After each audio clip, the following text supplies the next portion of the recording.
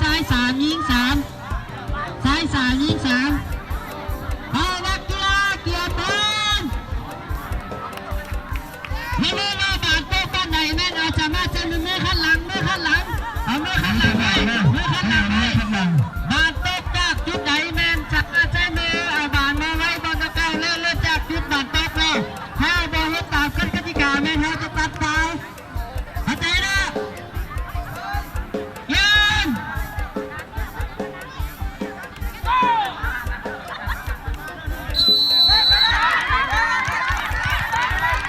มือข้างหลัง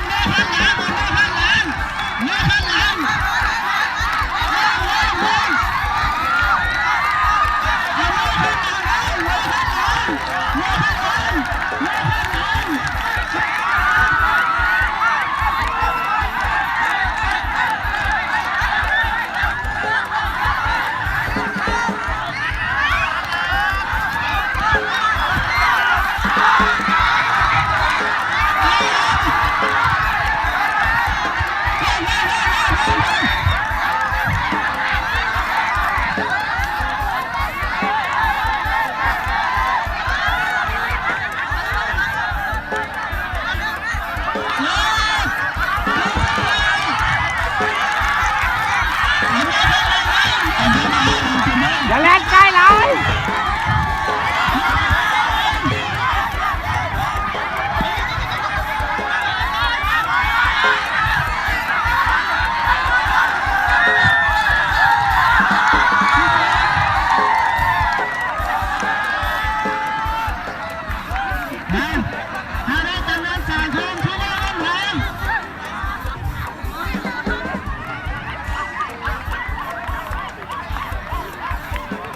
ป้อนเมื่อยืนแล้วก็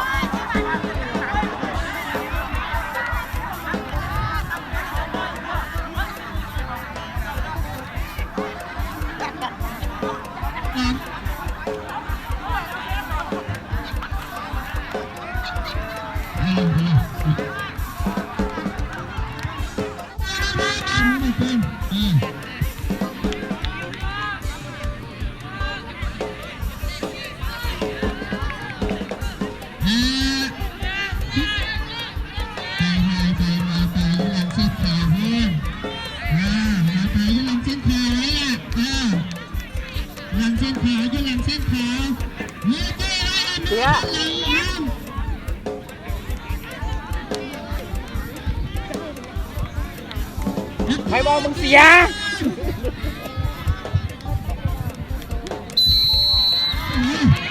เขาผู้ชาย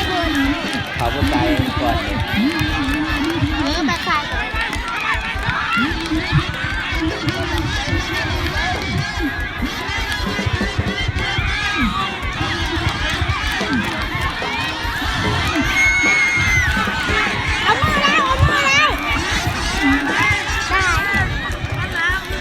จับกันแล้ว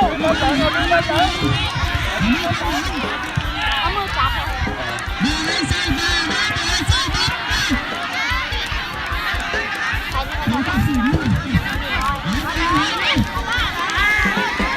เอาบาเด้อเบิ่งเลย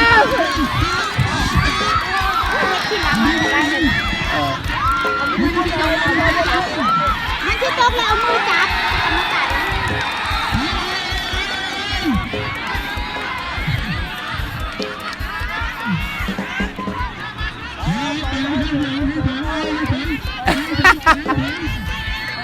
หมดแล้วมาต้องไป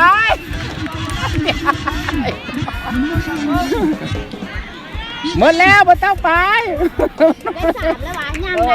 ได้แล้วเด็กสุดท้าย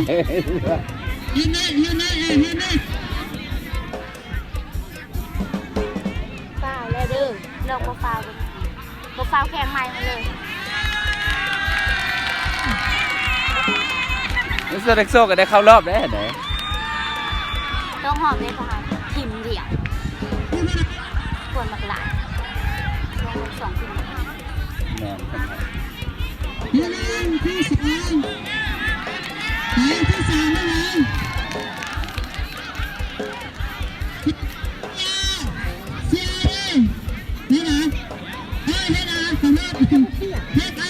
ยกจะเฮ็ดเป็นแบบเมื่อยเครื่องเขากระซักเขาสนใจเนี่ย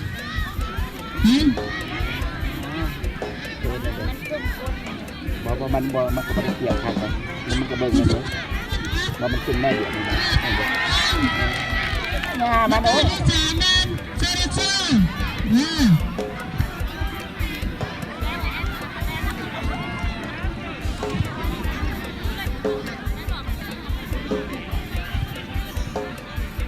ต้องขับผมเลยนะ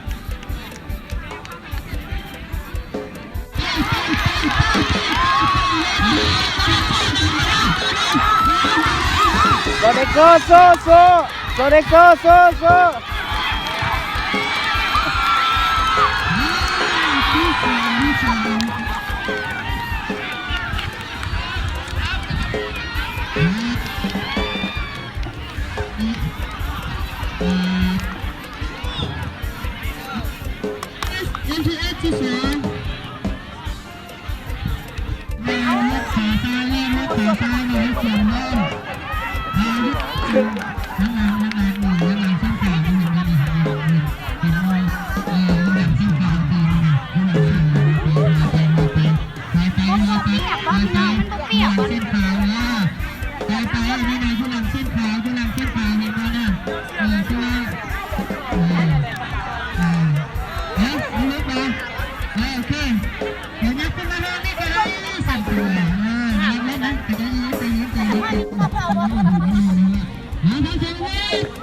เจี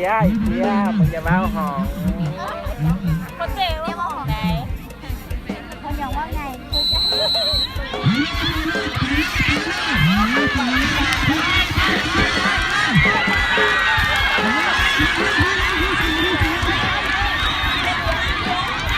อันนี้บอลจะได้ยูเอ็กซ์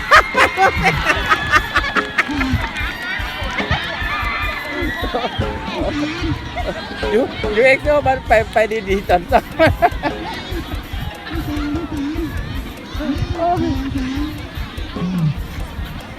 มันซ้อมมันไปดีๆ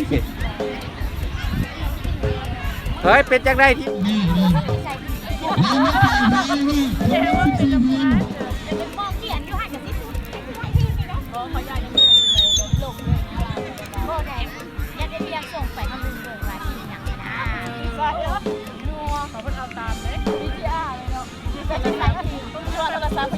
รักตนติ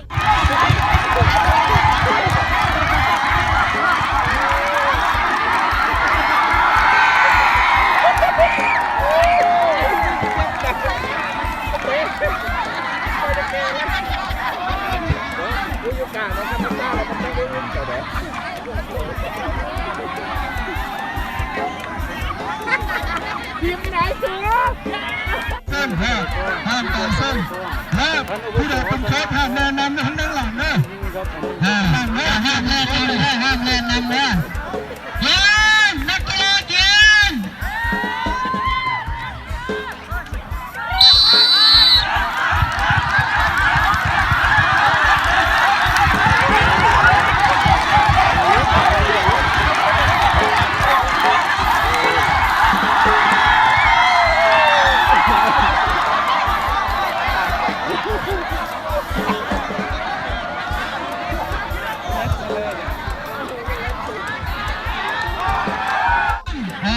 ยักษ์ออกนี่ล่ะเขาเล่นต่ำนะที่นี่สิได้ที่หนึ่ง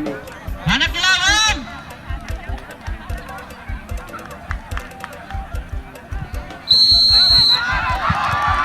นี่ที่นี่ที่นี่